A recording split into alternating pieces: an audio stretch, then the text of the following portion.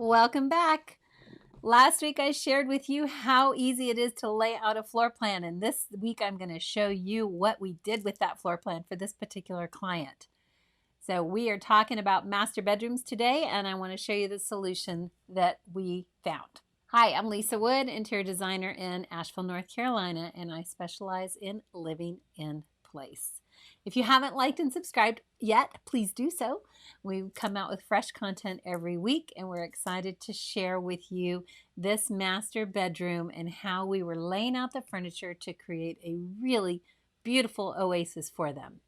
We made some changes, and one of the things that I do with virtual consultations, because if I can't be there in person, I want to know what is happening behind walls that I can't see. So I actually had my client walk me through with an iPhone, walk me through the space so I could say, what's behind that wall? And find out what was going on to see if that might be a potential to make this room function better and give them the feel that they're looking for, the retreat that they want to go into. Because as we are home so much now, we want to have those special rooms where we can retreat and relax and rejuvenate and really feel refreshed for the next day. And a master bedroom is perfect for that. So let me show you what we started with to refresh your memory, and I'll walk you through some of the challenges on the floor plan that I took from the drawing that I showed you how easily it is to do. I did transfer that to my design program, but again, you can do this all on graph paper with some cutouts. You might recall this from last week, and if you did not see this, you might want to go back to last week's video to see how I showed how to lay this out with pencil and paper on graph paper and then cut out the furniture so you can move it around. I transferred all of this to my computer program. So this is the designer software that I use. It's by a chief architect called Home Designer Pro, and I use this to work with clients. I popped in the walls and the furniture so we can use this as a good layout example when I show the client. So I put in all the walls based on the measurements, and then I put the furniture in. And as you can see here, when you're looking around where the bed is, you walk in to this bedroom at the door and you pass by a little narrow pantry. This pantry is kind of underutilized, so they don't use that much. They have a secondary pantry. I did find out that they use more. And on the back side of the bedroom is a living room, and then where the pantry is, the kitchen is down this direction. So on the opposite side of where that headboard is the kitchen. So that wall is not going to change. And then the wall that separates the bedroom from the living room, that's not going to change either. There might be some potential in the bathroom. We did kind of talk about that with the client, so we'll see what that comes up. But the biggest issue for me was looking at where that bed is located. It's just so crammed in there, and then you can't easily get into the bathroom from that door at the bedroom, the entrance to the bedroom. So we wanted to move it around. So I tried different locations on the bed, but the thing with them is they want to see out. They want to take advantage of that view. They don't want the window behind their head, which I don't blame them, because I love seeing outside. You feel more connected to nature, and it's that whole biophilic wellness, bring nature in thing. So they want to be able to see out and enjoy it. So I'll show you what I came up with. So this concept, I found out that pantry, being that it's underutilized, we could actually use that and make that the entrance. Go into the bedroom a different direction. And I like this because we're able to close up that original door. And this layout allows them to see out, which was a big number one criteria for them. The other thing it does is it helps ensure privacy from the kitchen and any entertaining that's going on in the dining room and the living room.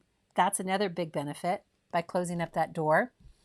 And when you walk in, as you can see, you can easily get to the bathroom and the closet from this direction.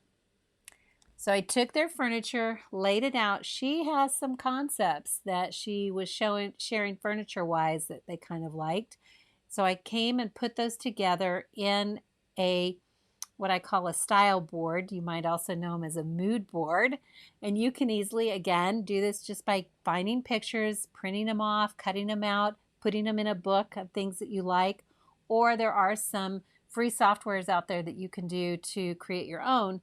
One that I like to use is PowerPoint. PowerPoint's super easy. You can just right click on a picture and then pop it into PowerPoint presentation, and you can kind of create layers with the furnishings that you find. So let me show you what I found. This is one of the renderings that is showing how the furniture with the chair up in the corner and the dresser over to the side is laid out.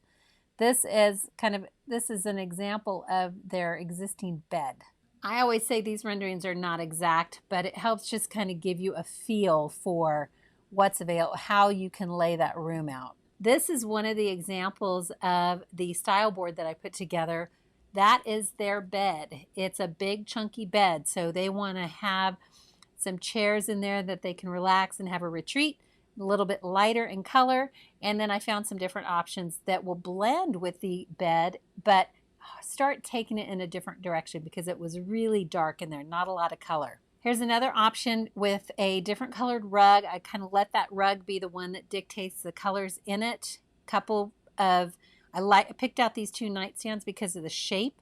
Being that that bed is so square and bulky, I wanted the lines to kind of mimic it, but on a smaller scale and blend. And I found this beautiful dresser and nightstand that match. Now you don't have to go match, match, match. I kind of like it when it's more eclectic. And she has found a chair that she liked that had that feel to it, more of that French provincial chair, and it was really pretty.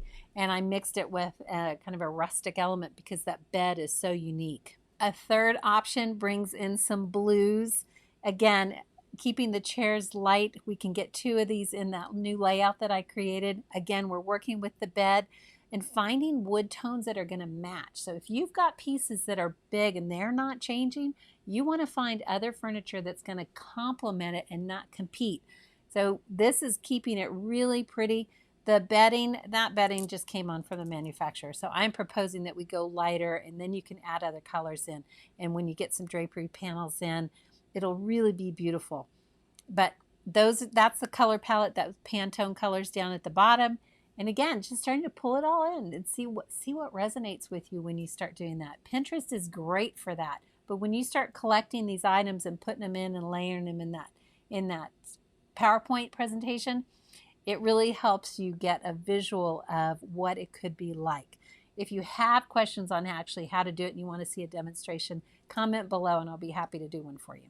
And this was option D. This was the last one that I did for them. Made it a much more neutral palette. I mean, still kind of more earth tones is really what they were originally starting with, but I did lighten it up.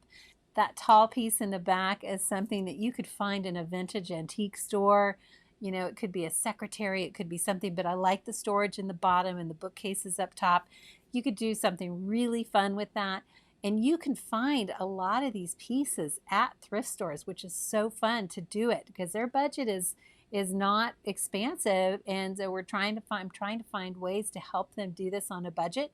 And you can go get furniture that is older and it might need a little love, but it's sustainable. So you're recycling furniture, which is a good thing, especially if you're on a slim budget, or you just do it over time. It doesn't really matter. So I'm excited to see which one they like best. I'll let you know. I hope that helps inspire you on layering in pieces that you like to create a style board and see how just by moving it, one door can change the entire feel of a room. So if you struggle with thinking creatively through to find a new solution to something that just doesn't feel right, or you're just kind of tired of and you want something different, that's when you reach out to a designer. You can find designers that will do e-design or do virtual consultations over the phone. You want to find the right contractors if you're going to have people come in and make those modifications. But the biggest key is just really having a plan. If you start with a plan, it is amazing what you can accomplish. And you don't have to break the bank to do something like this. So closing up a door and moving it to another location to get a better flow of traffic is something that could be really, really worthwhile. And I'm really excited to show this to them. I can't wait to see what they think and give the feedback on it. And I will definitely let you guys know what they say. If you haven't liked and subscribed, again, please do so and hit the bell so we can stay connected. Let me know if there is a room in your home that you're struggling with and if you would like to have the chance for it to be evaluated. I am thinking about doing a drawing once a quarter and being able to help somebody in their home as well, just as a gift from me to you. Feel free to let me know if that would be of interest, and if so, make sure that you are connected with me here and invite your friends. Have them help. The more the merrier. We can all be helping each other create beautiful homes and spaces for all ages and stages of life. Until next week, you guys take care.